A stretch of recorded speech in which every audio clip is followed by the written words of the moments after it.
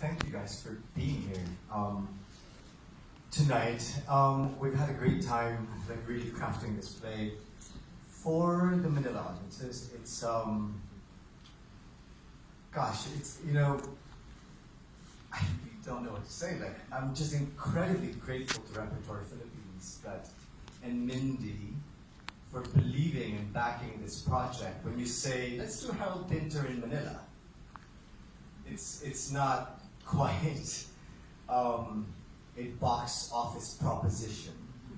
One would think it would be, but I was more interested in exploring the world of Betrayal and Pinter and examining it from a Filipino-British gaze, specifically that of a Filipino woman, because it's often been explored from the perspective of a white British man in his mid-40s, and I was curious how it would resonate in the millennial Generation Y group in Manila, and really mining the universal human issues that the play offers, and if you also layer, the contemporary Filipino Catholic values, juxtapose that with the themes of the play.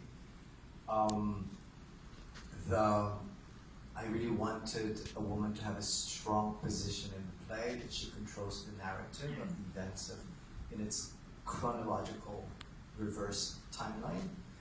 And I also wanted to